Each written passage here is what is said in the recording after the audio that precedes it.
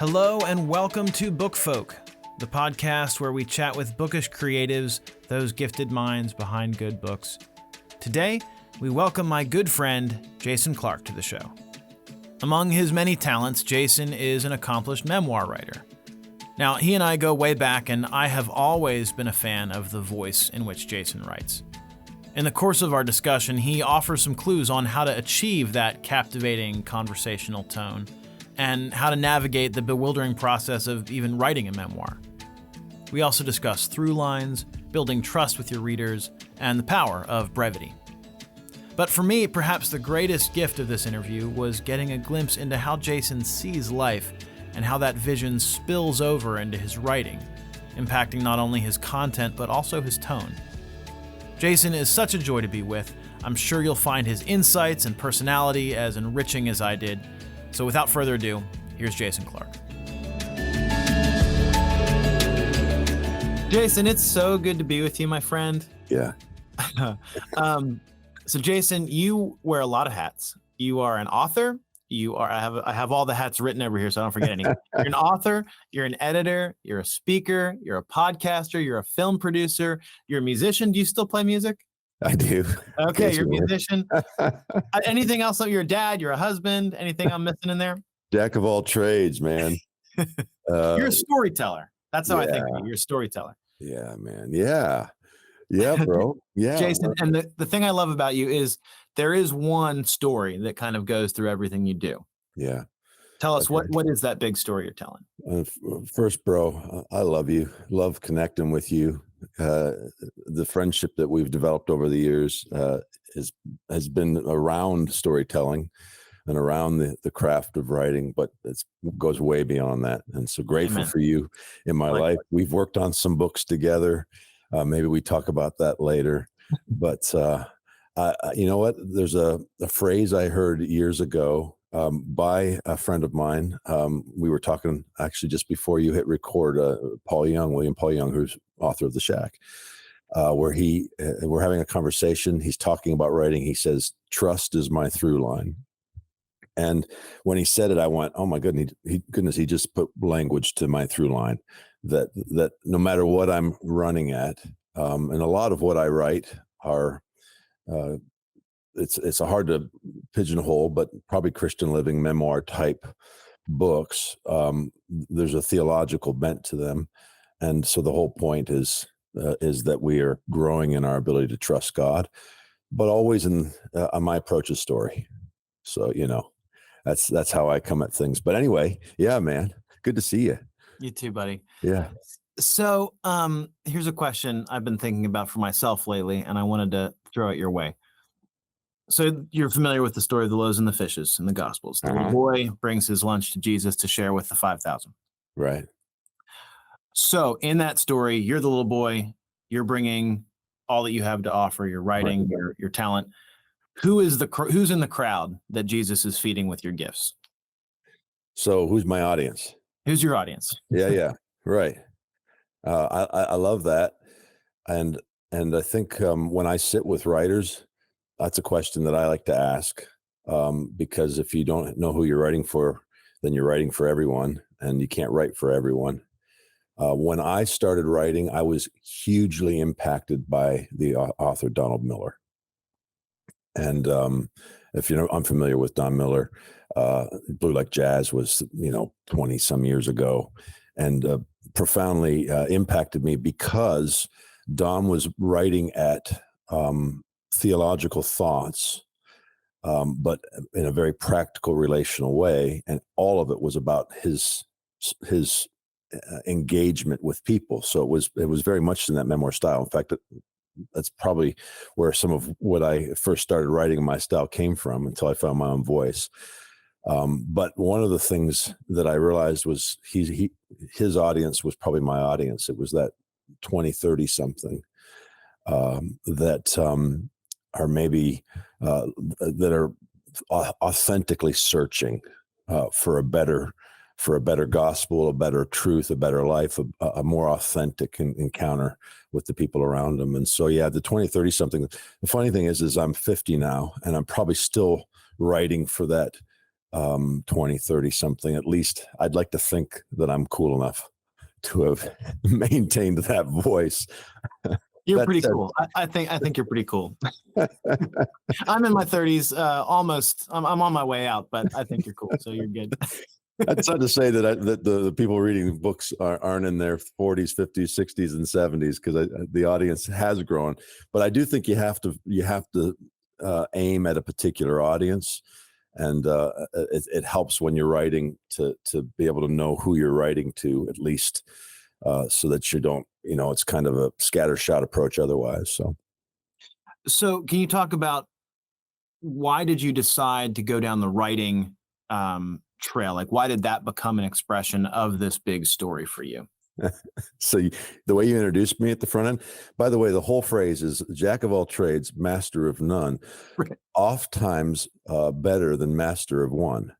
That part of the phrase, nobody I even, didn't know that was the whole expression. yeah, that's the whole phrase, oftentimes better than master of one. It actually is a compliment. And for the first 25 years of my life, when someone would introduce me, I'd be like, jack of all trades, master of none, kind of self diminishing, and my wife hated it because she's like, hun, you. And so when I found that 5 years ago, I was like, oh, this is a compliment. This is actually, you know what? Sometimes we need a guy that can do all this.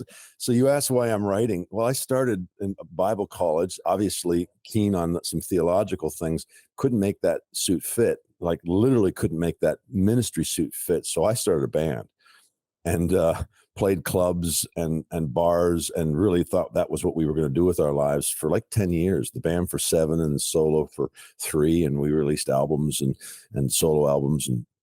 And so I'm an artist. I really am. I'm a right brain guy in a left brain world. And the thing about writing is that when you're in a band, it requires that you make enough money for 4 people and their families, because eventually you all get married and have kids. And so it's hard.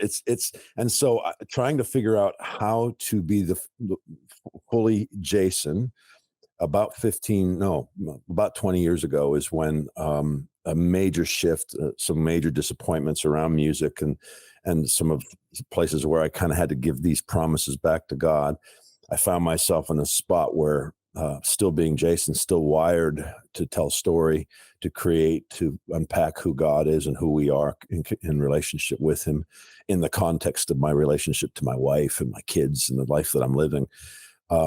I started writing in a different way and realized I loved it, and then had a moment where I had an opportunity. So it was kind of opportunity met passion, and my brother, who is a filmmaker, was doing a documentary. I was going to this Antarctica to film this trek to the South Pole of these 2 explorers. My brother's got a crazy life stories, right? Just do it for the story was his life motto. Like, somebody comes and says, we're jumping off of a crane tomorrow with a parachute, he joined them because his motto was do it for the story. He's Wow.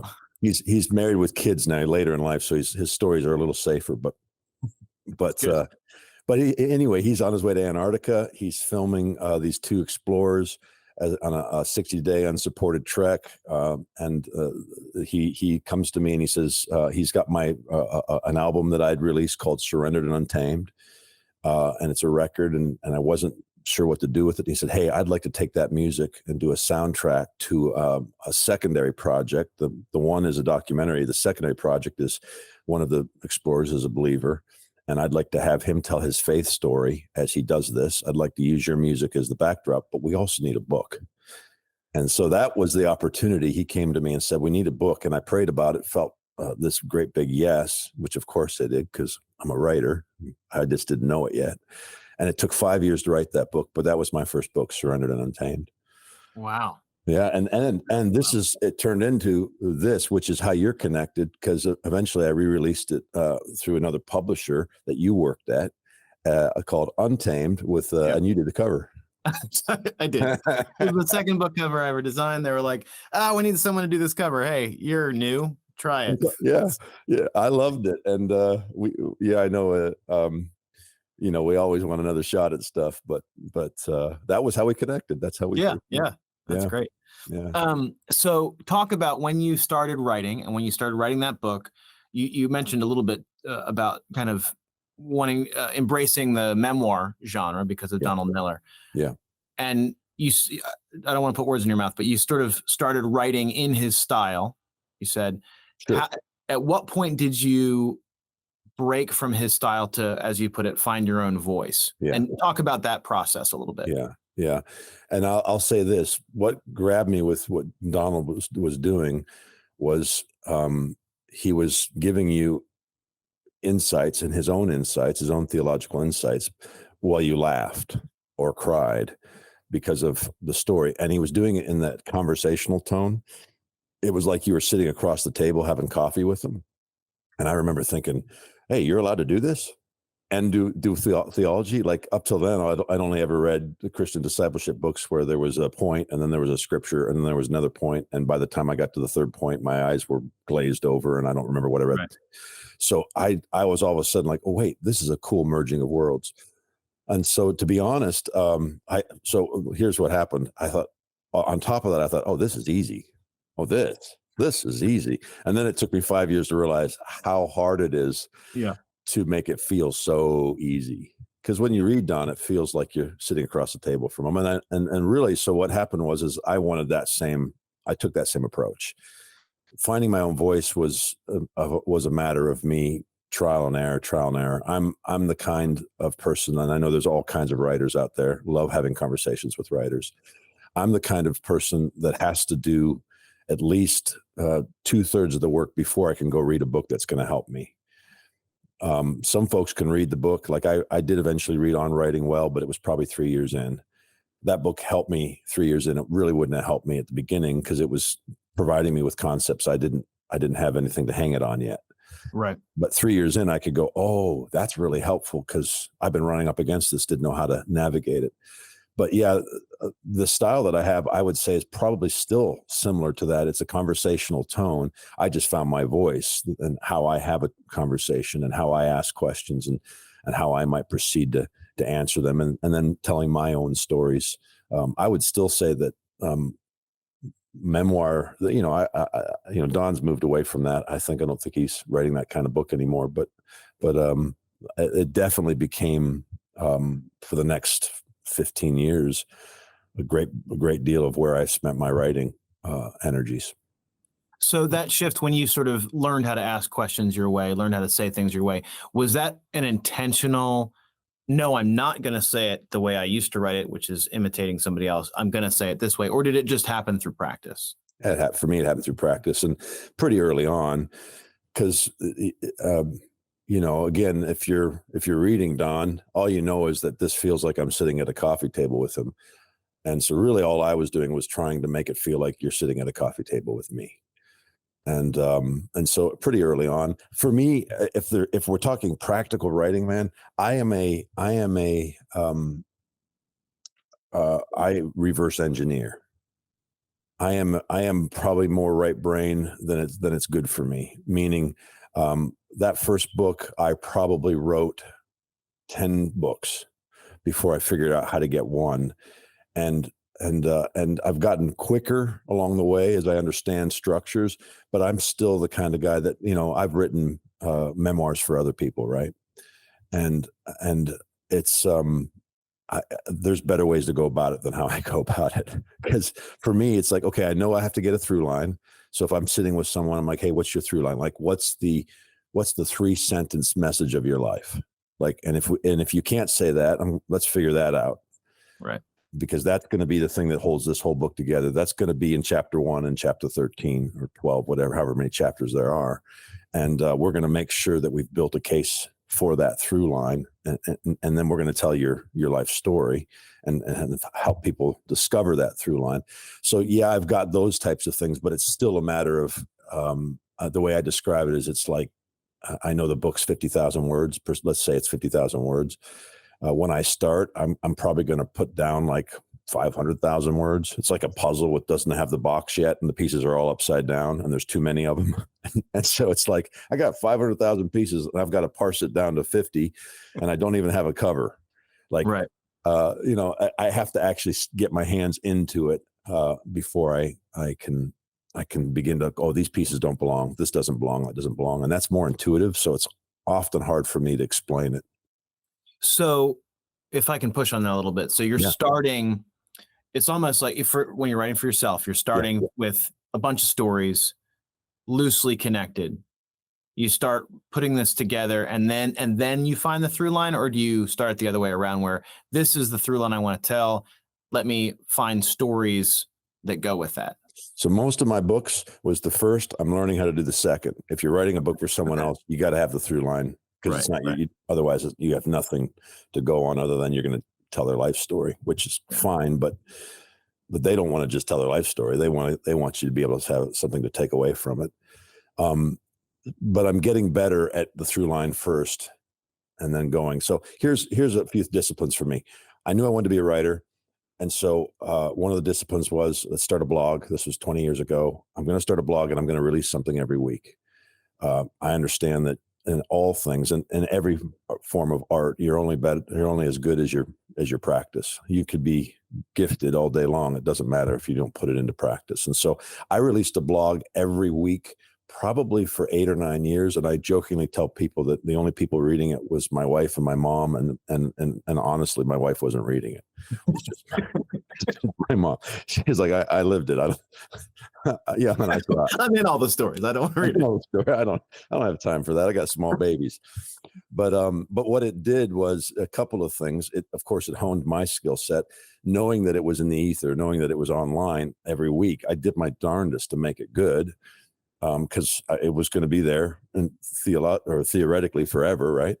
And so I became a better writer, but also I began to collect stories.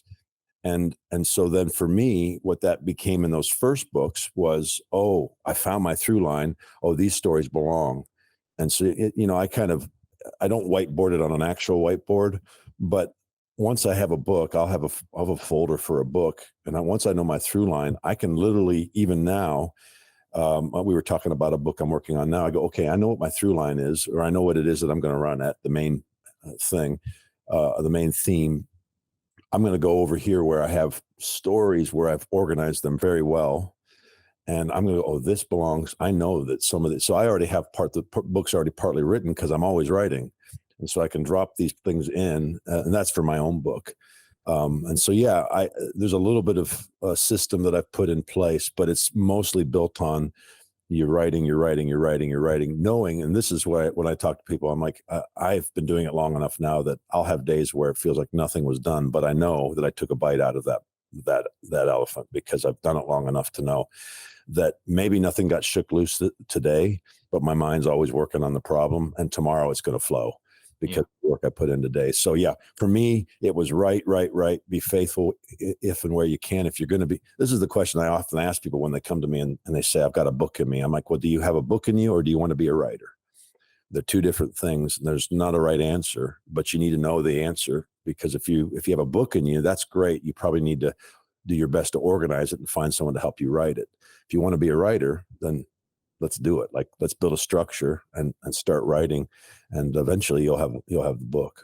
So, okay. The second thing, and then I'll let you, the second thing that I did get out of that, because I'm writing theologically, is eventually people did start reading and they would have questions or pushback.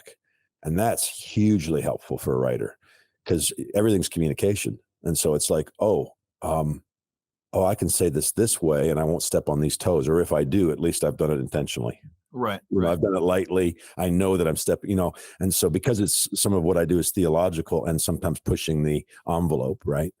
Trying to pull some false idea we have about God off our lens. Sometimes my thoughts about God are better than maybe someone's comfort level.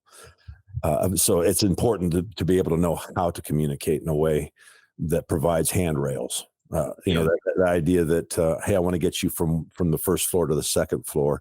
I'm going to build a staircase as a communicator, and I need to provide handrails. I need to make that safe, because we all know how to climb steps, but you ever climb steps without handrails? It's amazing. All of a sudden you feel this insecurity. And so how, as a writer, do I do that? And so that faithful writing week in and week out, eventually help me because you get pushback and you go, oh, what am I poking at? Let me explore that more. Yeah. And Yeah. then also, I imagine the style you've chosen helps to maybe sidestep some of Yeah. those. I mean, you're addressing things that are sacred cows, right? Yeah. For a lot of folks, and Yeah. so a more winsome conversational tone gets you around some of those things that might some of those resistances. Yeah. Um, Yeah. If you're writing about a good father who doesn't turn his back, right, which is one of the things I've run at, you can do that theologically, and I can now, and I could then, and certainly can walk you through Scripture and walk you through the life, death, and resurrection of Christ. Like I can do that theologically, or we can just talk about that time with my son, right. right, where I can tell you the story, and a fun story about how much I love my son. And next thing you know, whether it's anyway, I could get into stories, but yes, you're right. The storytelling makes room. That's what Jesus did. He would confront some ideas with storytelling, Right. introducing who his father was to us through story.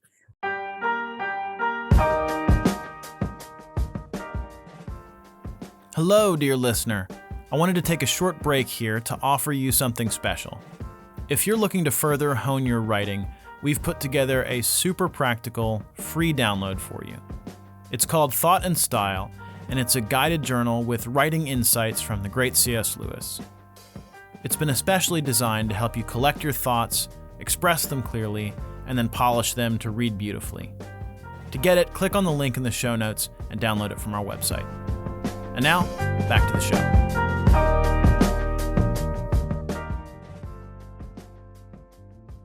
How do you see life as story? And is that something that you're just sort of disposed towards, or is that a discipline, or is it both? So, and kind of what I'm getting at here is art, artists see the world in a particular way.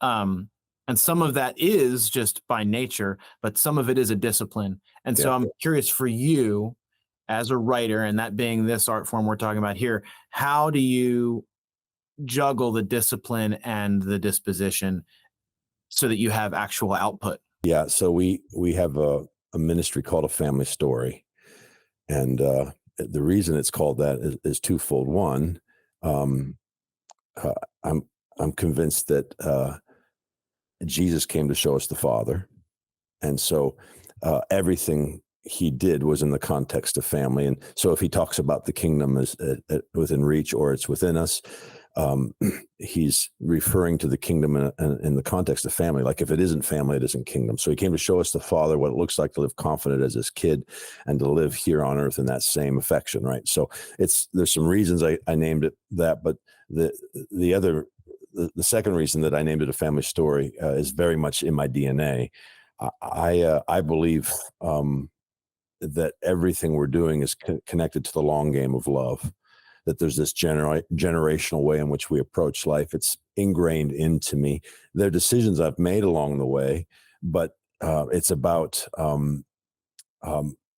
my story is connected to my dad's story, and my son's story is connected to his story and my story, and so there's this long generational game that we're a part of that is pretty much a part of my DNA. And then of course A Family Story is I want to just tell stories with my friends. Like how can I do things with my friends? And so those were the reasons we called it that.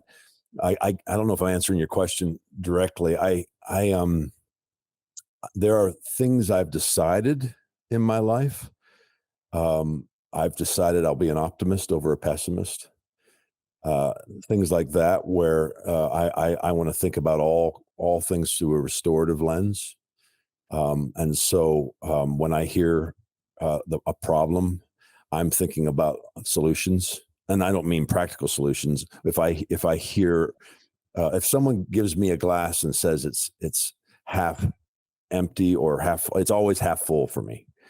If maybe that's the way to say it. I always want to look at a glass, even if there's a drop in it, and go, okay, it's overflowing. Like, how do I tell the story in a way that it's overflowing, that there's a long game, that there's a restoration process that we're in the middle of? I don't know if I answered your question, because it's not I don't know how I look at it practically. You're asking an artist Uh, you're asking an artist how he thinks. Sure. I guess, I mean, in part you're answering it, that it is sort of, it's a disposition and a choice for There you it is. Yeah. to see the world in stories. But I think I'm getting it more practically, like when you said later today you're going to go out on the boat with your family, right? Yeah. Yeah.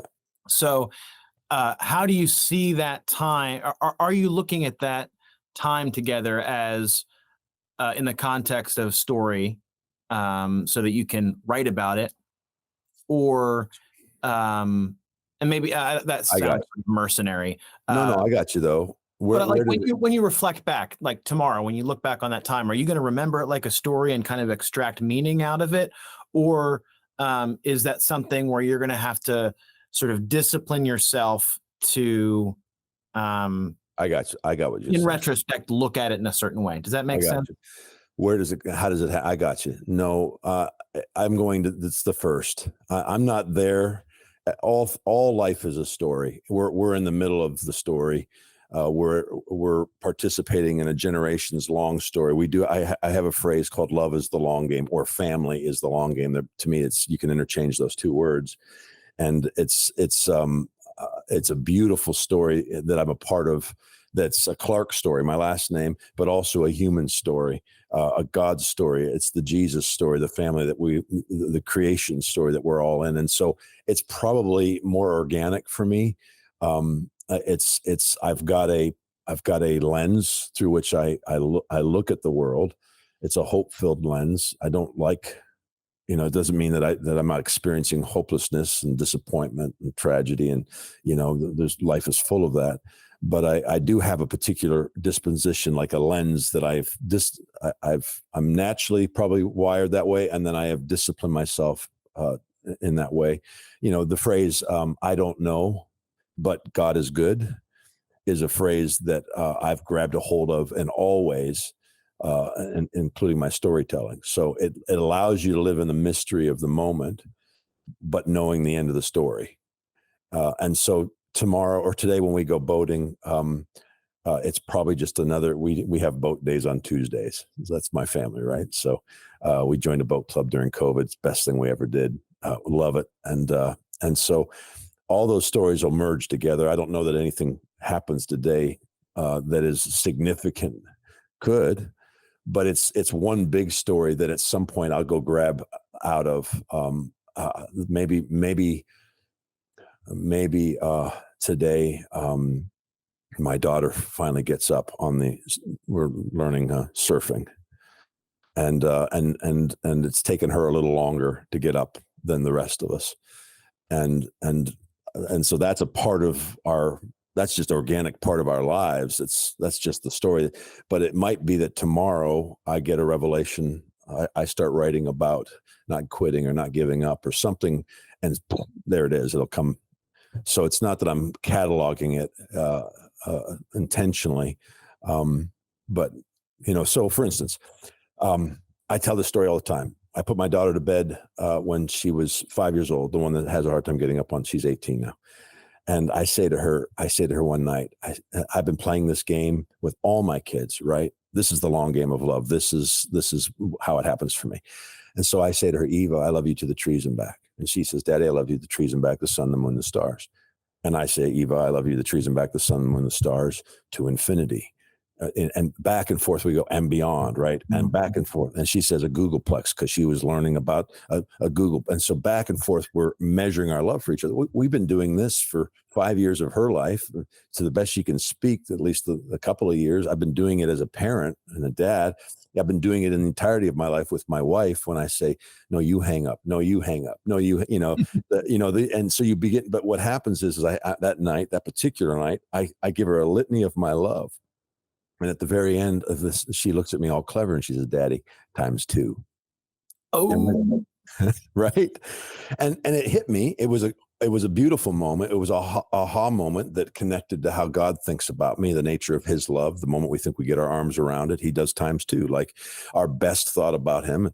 But is the smallest thought, she comes up with the smallest denominator, and it's times two. So all of the confluence of my life comes together in that moment. what I'm discovering about his love, what I'm discovering about fathering in the context of love. Well, that story, I only knew this much about. I went and wrote it down because I wanted to get the times two moment. I knew it was significant. It was one of those things that was different about something we'd done every night. And then that story has been developed in so many different ways, where I can tell that story and I can include the no, you hang up, no, I hang, no, all the ways in which we measure love.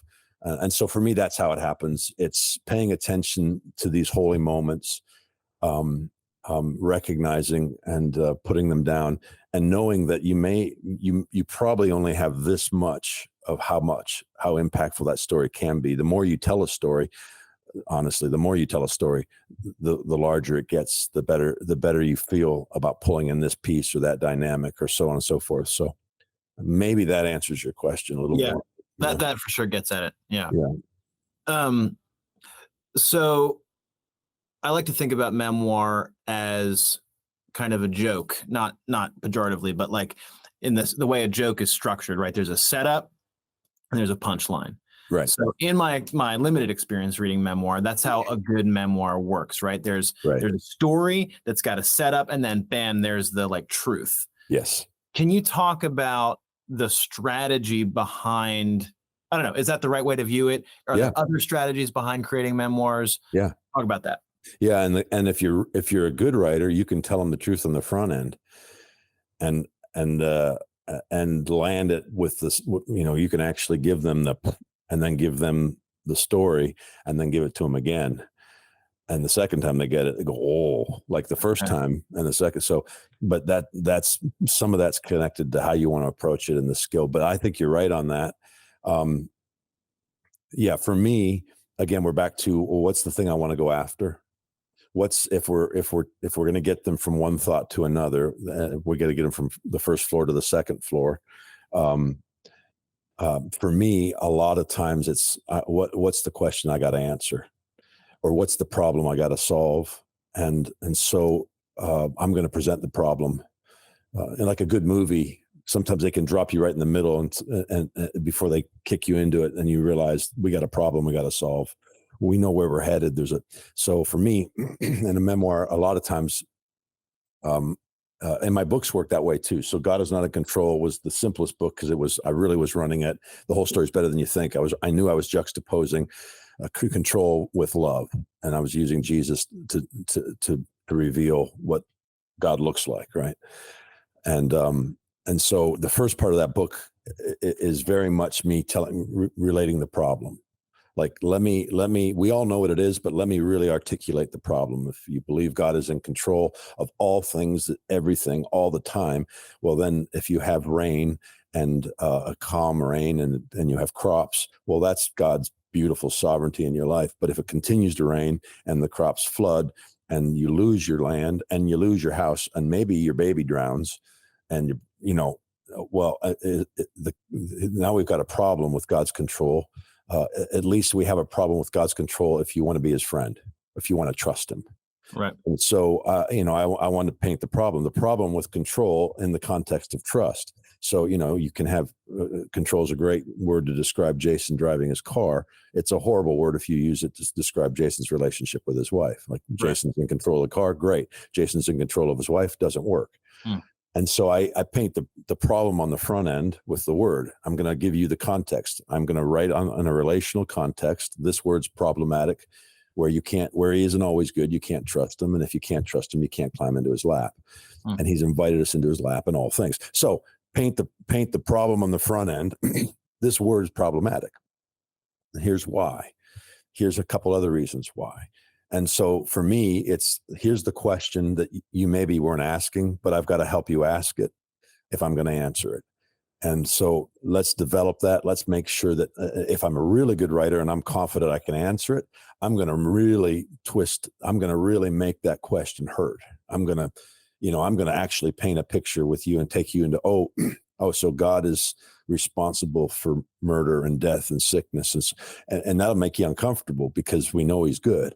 But I know that I'm going to give that answer later. So what's the question that we're answering? What's the problem that we're going to solve? And I have to make sure we're on the same page. I'll use this analogy. You might like it. I use it for the writers when there's a question I want to answer, but I got to get you to ask that question, and I got to get you to trust me to answer it. So Samuel is a prophet, and he's got the word for Saul. King Saul is going to be. He's not king yet, and hey Saul, he's going to tell Saul that you're going to be king of Israel. Saul's out looking for his donkey. Samuel says, "Hey, come here. Your donkey's in such and such a town. Come back tomorrow. I'll tell you all that's in your heart." And I use that to talk to writers. I'm like, he had to answer the question Saul was asking to get to the question that he wanted to answer that Saul should have been asking. And so as a writer, it's like, I gotta know the questions if I'm going to write about God is not in control, I know you're going to ask these questions.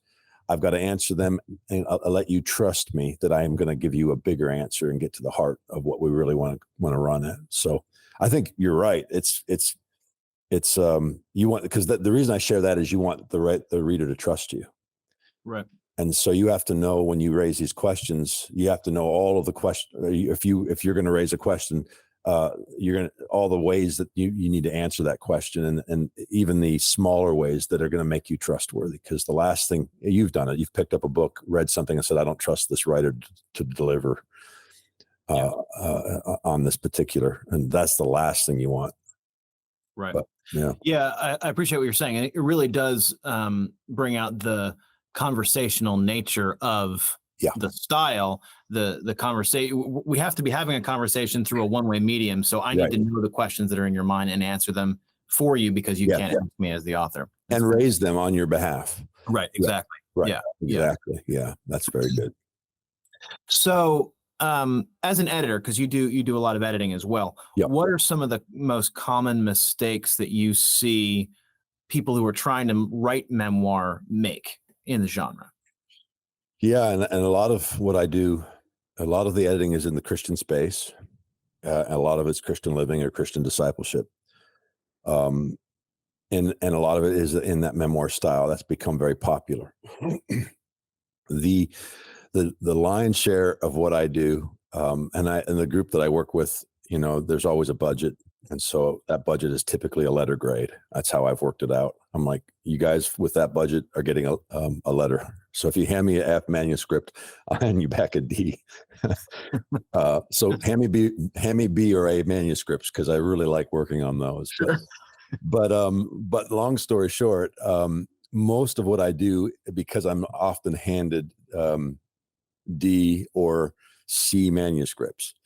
And by that, I mean, most of what I'm doing then is I am taking two sentences and making it one. Brevity is a lost art, especially when you write in a conversational tone, because when we talk, I can use 5 words, but if I use 5 words when I write, you've already checked out. And so I need to find the best one word. So often what I'm doing is I'm doing it in all the ways you can think. So I'm doing it in the sentence, in the paragraph. I'm saying, "Oh, you already said this." So you already said, in a conversation, you might say it 3 different ways. In the book, we need the best way, and we need it once, and we need it in 1 sentence, not 2. We need it in 1 paragraph, not 2. And so a lot of what I'm doing in those D and C manuscripts is just that's almost kind of a less nuanced sub edit, where I'm trying to make it readable.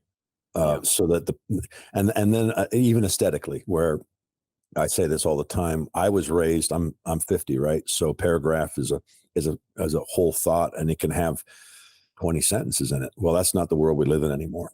And we're in an X or Twitter age where people, they get overcome if they look at a page and there's too many words on it, right? Or there's too many words, like seriously. So the other thing I'm doing often is I'm taking a paragraph and breaking it up, like into 1 or 2 sentences, or so that on the page it actually presents in a way that doesn't make the reader flip through to see how many more pages they have to read to get to the end of this chapter. So that's what I'm doing a lot of the time, probably 60% of the time. But that's when I'm handed a manuscript that I'm limited on resources wise. When I'm handed a manuscript that's already tight in that way, then that's where it gets fun, because now I'm really wanting to help you say, how do I help you say this better? Your beginning's tight, your middle is weak, but you deliver on the end. Um, you know, Early on when I was writing, my favorite thing was to hand it. I tell people you need two types of, in your early days, if you're insecure, you need two types of editors. You need the one like my brother who's like, man, you're the best writer ever. I've never read anything better. That thing that you did, that you said, right? So that's great. Then you need like my guy, John Blaze, who, if you look him up, John's amazing writer, who's edited, and he edited my first couple books. Every once in a while he'd say, attaboy, which felt really good. Mostly he said, hey, this story is weak for what you're trying to do. You need a new story. Or this story needs to go on the front end.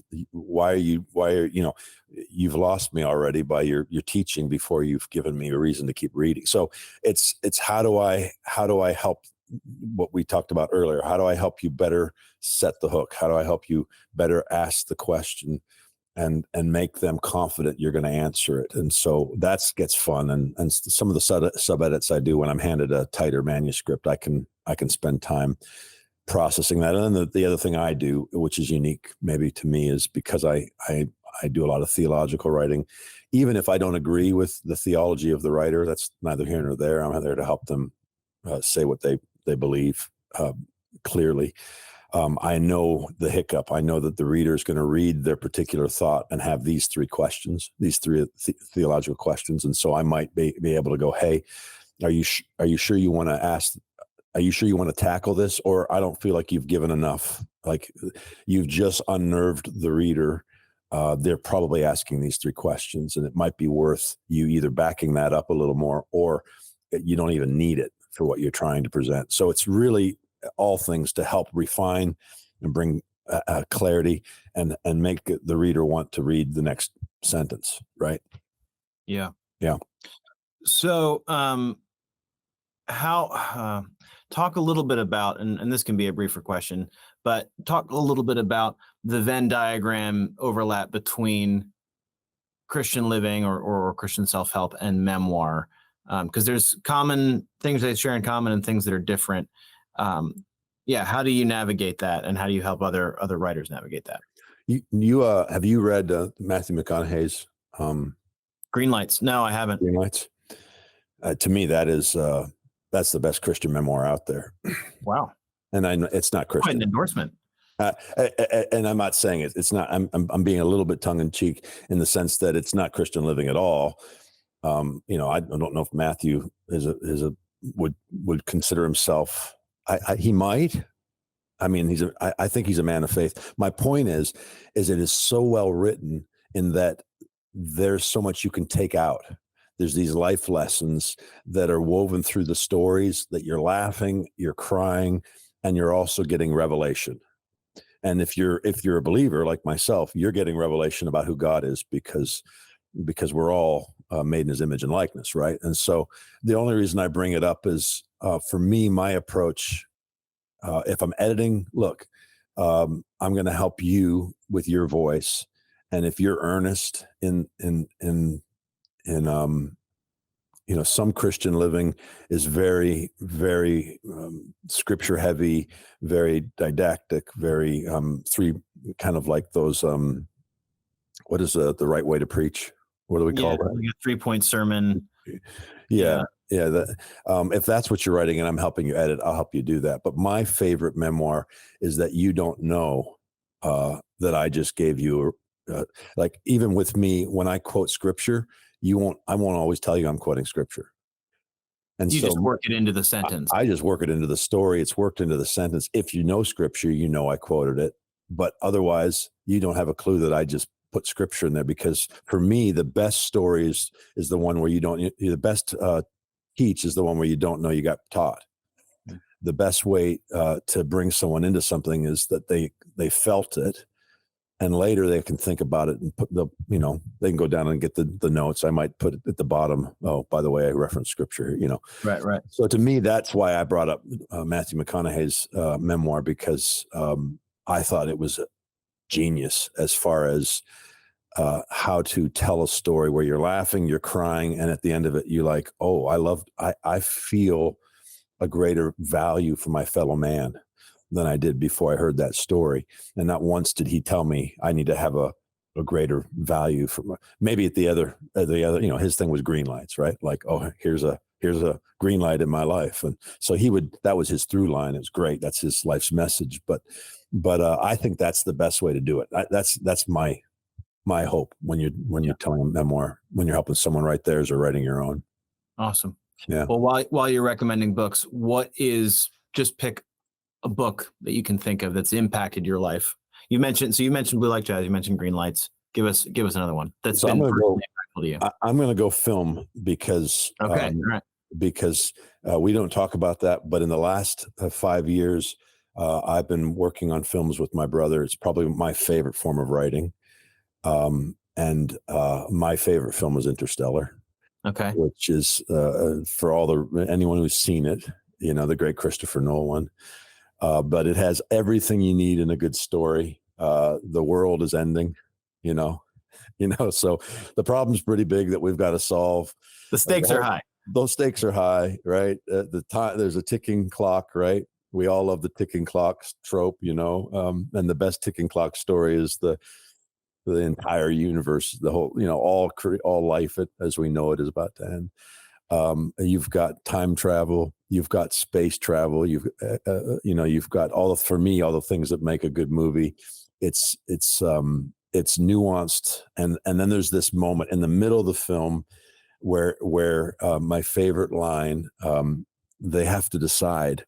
If you've seen the film, but I don't want to ruin it for those who haven't. You've had plenty of time, but the life's, everything's at stake. The world's dying, and they're exploring in a spaceship for another viable planet. And they're in a spaceship, and they don't have any resources, and they have to pick now between two planets. They only have enough resources to go to one. And on one of the planets, there's a scientist that is the love interest of one of the astronauts. And so she's choosing that planet.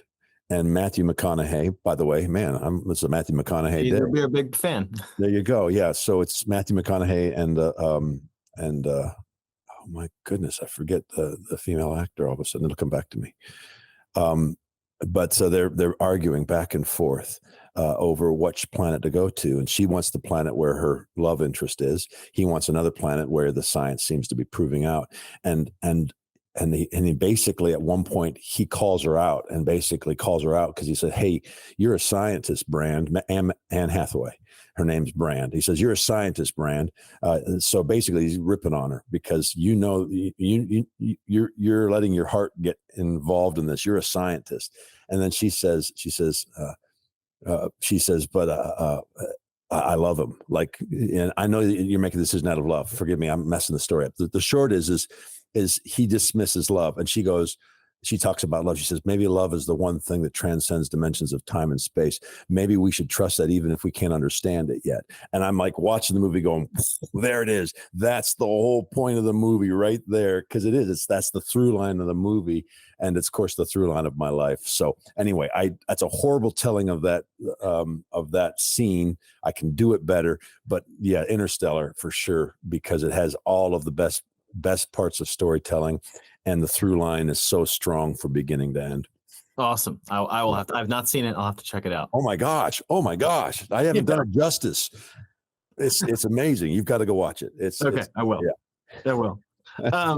Okay, Jason, this is kind of the big question I ask everybody, and you've touched on this a lot, but how do you see your work as a writer fitting into the overall kingdom of God? Yeah, that's a legacy question. Is that what you're asking? Yeah. Yeah. Someone asked me that the other day, and they said, how would you like to be remembered? And I said, well, probably a lot of things. My kids, I told you love is the long game. It's generational, but I think I would answer it with John's words. He wrote the Gospel of John, probably my favorite gospel. John's a phenomenal writer. You want to talk about studying what he did in the context of writing from the very beginning.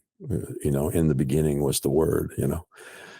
He takes us back to the beginning and before the beginning, and then walks us through the end. That all things are held together in this Word. And anyway, he says about himself, John refers to himself 3 times in his own gospel as the one Jesus loved. And I think that's if I'm remembered, I would love to be remembered as the one Jesus loved. To me, that's I think everything else gets settled out from that place. If folks read and are inspired, or watch and are inspired and convinced of God's kindness and affection toward them more than before they read or watched, that would be a pretty good thing for me. Awesome. Yeah. Yeah. Well, Jason, I appreciate your wisdom and your heart. It's always a joy to connect with you. I love it, man. I love it. I want to give you an opportunity to talk about, like, where can people find you? What books have you written? Give a plug. Yeah. And you do this challenge at the end too. Is that after That's coming too? That's coming too. Okay. You're a good host, man. Thanks. You got this thing tight and buttoned up. A family story is our website. A lot of what I've written is there. Our podcast, Rethinking God with Tacos, is hosted there. You can also find me at Jason Clark Is. That's just my personal website. And then all of the socials, Jason Clark Is, at Jason Clark Is, on all the socials. Awesome. Yeah. Yeah. Cool. All right. And then the final question that you alluded to, if you had to challenge one person to be on this podcast, who would it be? Yeah. Well, I brought his name up at the front end. So that's a good tie. And I think William Paul Young would be an amazing conversation. Okay. He's the author of The Shack and many, many other amazing books. I love to talk shop with him. I've had the opportunity to have him on our podcast and talk the love of God with him. That's also a beautiful conversation. But yeah, William Paul Young. If there's any way you can connect with him and have a conversation about writing, I think it would impact in a whole lot of ways. Excellent. So that'd be my guy. Yeah. Awesome. William Paul Young, you've been challenged. Jason Clark, thank you so much for your time and for the wisdom you shared and for your heart. Such a joy. Jason sees all of life as a grand story, with each moment full of latent meaning. This vision is what allows him to collect stories and save them for a later time when, in retrospect, the meaning will become clear. How about you, dear listener? What are some stories that you have cataloged away? How have these stories become meaningful to you over the years? Have you shared those stories and the truths they capture with others? I, for one, would love to hear them. Post them on our Substack thread for this episode, or email me at christian@humblebooksmedia.com. Thanks so much for listening to today's episode. Bookfolk is a production of Humble Books Media, a fellowship of storytellers and artists committed to exploring truth and delighting in beauty. Join the conversation on our Substack @HumbleBooks and learn more about us at humblebooksmedia.com.